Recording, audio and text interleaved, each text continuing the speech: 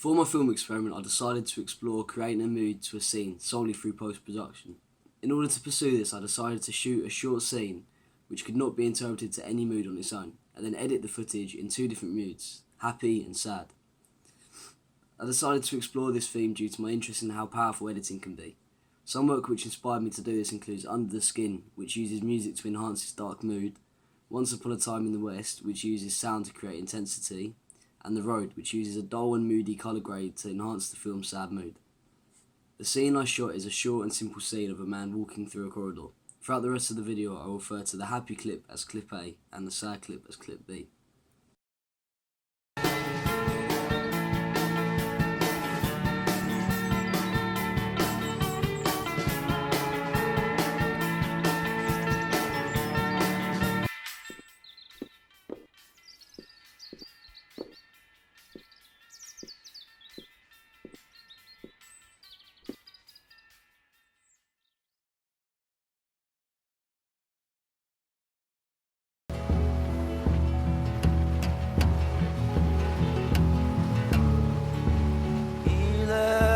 Electronic surgical work.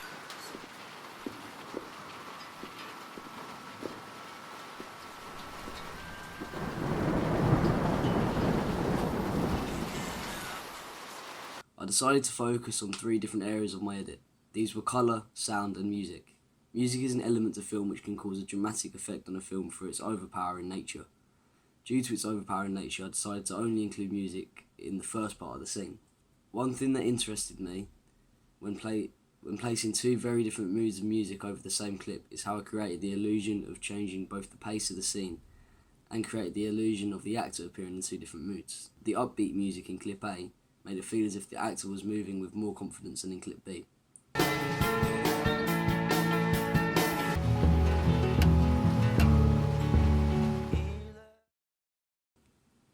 Overall, I feel as if my use of music was very simple yet effective at altering the mood of the footage attained.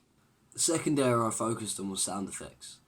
From my research, I began to discover that certain sounds are often associated with certain moods, such as birds chirping being associated with positivity and rain and thunder often being associated with sadness.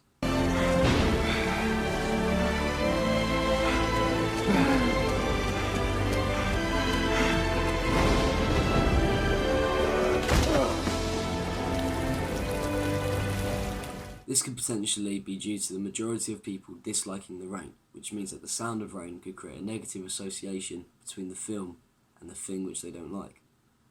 Rain and thunder was the most common example of this, and this is what I used to set my mood in clip B.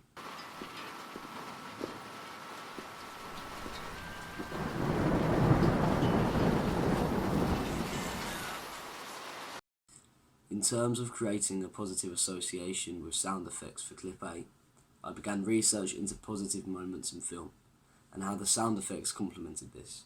A lot of ideas I stumbled across could not, however, be used in my scene, as the location and sounds wouldn't have made sense together. These include children laughing and crowds of people talking. If I ever recreate this experiment in the future, I would make sure to use a location which is more open to have more sounds going on, as it feels as if my location prevented me from using sound effects how I would have liked to. Eventually, I used Foley of birds chirping for clip A.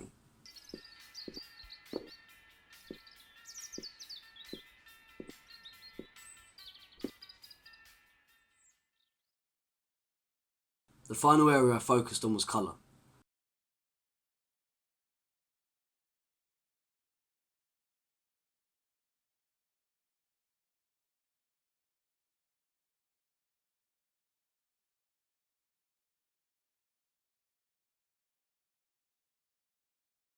I felt colour was essential to subconsciously making the audience feel a certain way. During my research, I looked into Plutchik's Wheel of Emotion. This is a diagram which shows multiple colours and which moods they can subconsciously create in the viewer. Two great examples of this are Requiem for a Dream and Ladybird.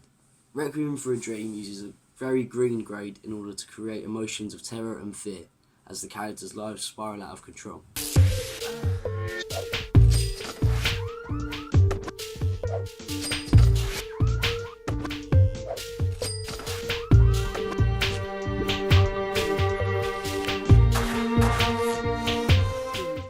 Ladybird, on the other hand, uses a very orange grade in order to create emotions of admiration, trust and love as she begins to reflect on her life and her relationships.